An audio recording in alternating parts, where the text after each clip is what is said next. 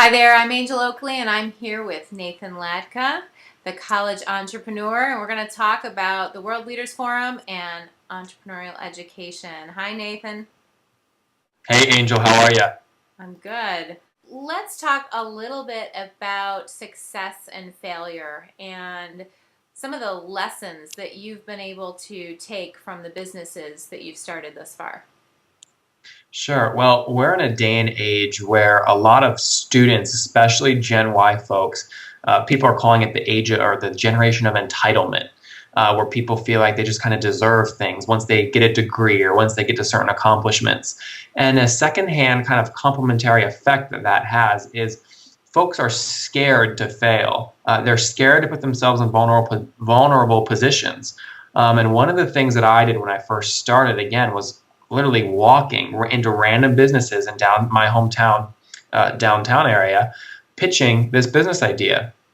And I remember the first one I went into, they were of different ethnicity than I was, and I didn't speak English. So I learned very quickly communication was going to be key because I got through my whole pitch, and then they just looked at me. And I was like, okay, well, I learned a lesson from this, right? I go to the next one, and I learned all these different lessons. And the key is failing enables you to reach a point higher than what you would have reached if you never failed at all. So what I tell folks is you got to fail fast and you got to fail forward. And that's really the key to it, I think, is, again, fail fast, fail forward. And the thing is, the mass media plays a huge role in this because you never hear about the big failures, especially from entrepreneurs. You only hear about the big successful stories. I think it's paramount that people realize I went through tons of failures before the success that I've had, and everyone will have to go through that. Isn't that's great because in my conversation with Lisa Canning, she said pretty much the same thing. And after reading Delivering Happiness with Tony Hsieh, he talks through all of his different failures and the lessons that he learned there. And I would definitely concur that in my life, each one of my failures has been a big lesson and helped along the way. It's just that we need to learn from them so we don't repeat them. Yep. The analogy I use to folks is every time you fail, you're filling up that lake behind a dam. And eventually you fill that up so high, it just bursts through with massive force and velocity. That's your success, but you got to fill it up first. It's almost like you have to fail first. Good point. And let's look at mentors. How important is having a mentor? Sure. Mentors are like railroad tracks. They guide you, they help you. It's really great if you can align yourself with one or two mentors. And a lot of folks, they don't really understand how to get a mentor. I guess if, there's not like a mentor market online. There's not an app store that's like mentor one, mentor two. You can't just go and grab them. For some people, family are their mentors. Mm-hmm. For other people, business community folks are their mentors. Presidents are their mentors. It really is about finding somebody who is, one, where you want to be, or has a skill set that you desire, or has a philosophical stand that you're trying to educate yourself about. Whatever it may be, you align yourself with that mentor via helping them, right? Actively giving value to them. And in return, you open the door slowly up for them to give value back to you through mentorship. And who are the pinnacle mentors in your life? So one of my great mentors is a guy by the name of Bob Summers, who is very active in the entrepreneurial community here at Virginia Tech. He's the founder of several energy companies, and I've been able to turn to him almost 24/7 to get advice. Now, that's from a kind of a business perspective, a corporation perspective, right? How do you get investors' perspective? My work ethic mentor is my dad.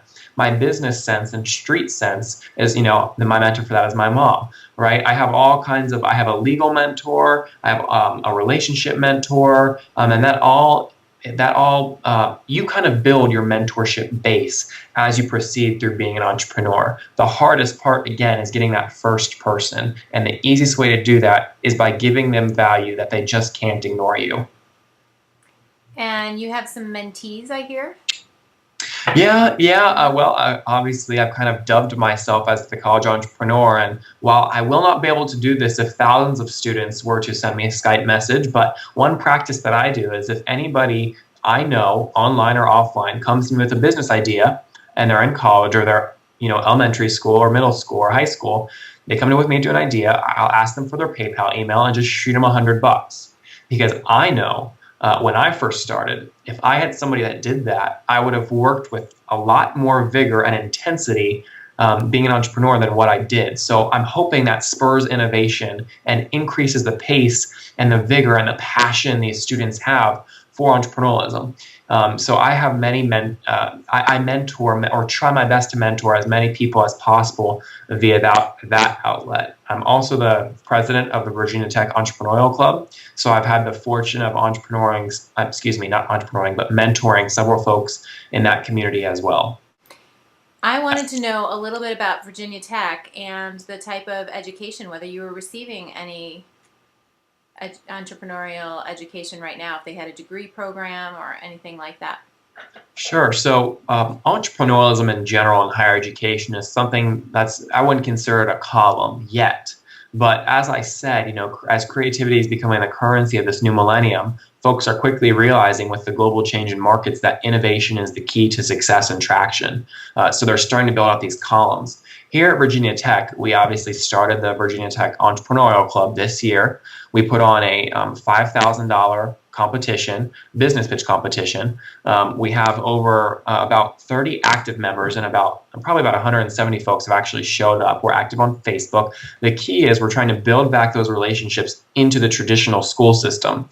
So there are ventures by many folks to start building out classes, specifically in the College of Business. And actually, Bob Summers, one of my mentors, is helping facilitate the creation of an entrepreneurial class with a faculty member in the College of Business. So we're getting there. It's definitely going to be a movement, but I'm telling you, it's one of the most invigorating experiences of your life, being in vulnerable positions, understanding a business idea, understanding how it provides value back to the community.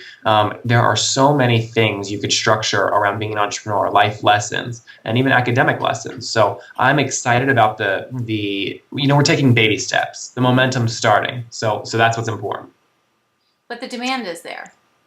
Absolutely. Students are hungry for it. And part of that is because of the economy we're in. A lot of folks are finding it difficult to get jobs. And that's kind of for me, that's actually been a blessing because that's how I started off being an entrepreneur. I wouldn't say laid off because it wasn't a traditional job, but I lost my job. And now other students who are having troubles finding jobs, I'm able to capitalize on their passions, whether that's science or technology or history or art or language, and build that back into a business. So it's a talent pool that's just waiting to be molded, and higher education can definitely and should definitely play a large role in that. I think this is the demand that Judson had acknowledged, and that is the reason that they headed down this path of looking to begin an entrepreneurial studies program so that they could offer that to students. And I know when I went to Judson, we didn't have that available. But if that had been available, no question, I absolutely would have taken a certificate program or a full-fledged degree because there are so many things that I feel entrepreneurs are ill-equipped to handle when they enter into the marketplace, because there are so many of them that are really good at one thing and they think, I'm going to go and start a business.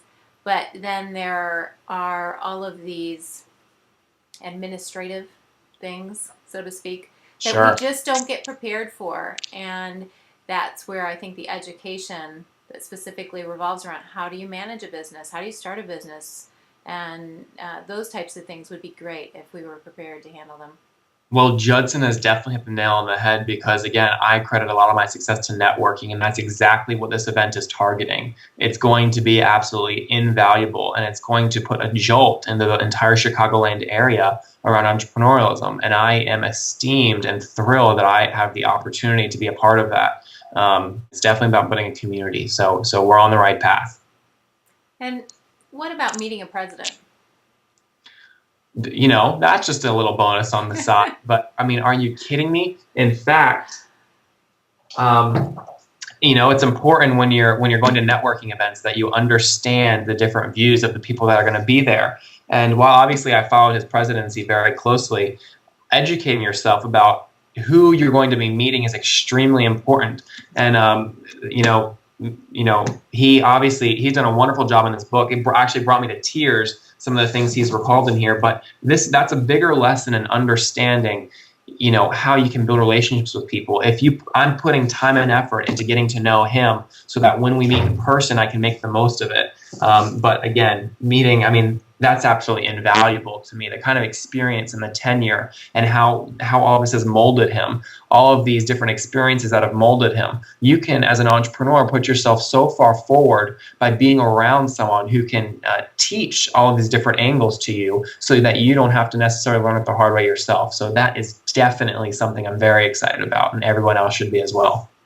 Yeah, I've heard a lot of political commentary. We've had some comments here and there, and I think we need to focus on what's really important here. And what's important is the fact that we are raising money for a great program, and we are providing an amazing networking opportunity. And there is no question that the individuals involved, from the president to the panelists, these individuals have a wealth of knowledge and experience in the area of being an entrepreneur, and it's well worth the investment to take the time and come and get a chance to meet these people. Absolutely. We have got to, as a nation, as a world, build love, build communities, build environments. This is one of those that's going to become a column in the Chicagoland area. Political comments aside, the fact is, people that have these kind of experiences, it's crucial, and even as an entrepreneur, to be able to understand different thought processes that folks went through, different viewpoints. It's something that the world is missing today, that it is a weakness of mine as well, but everyone's constantly working on it. We have got to be able to embrace other thoughts so we can better understand cultures around us. And then secondly, build businesses and things that better the world around that knowledge base that we have. Well, thank you so much for taking the time to talk with me, Nathan. The students are very, very excited to get an opportunity to meet the college entrepreneur. And we in Chicago welcome you to the World Leaders Forum, April 13th, 2011. Thank you so much. We'll talk to you soon.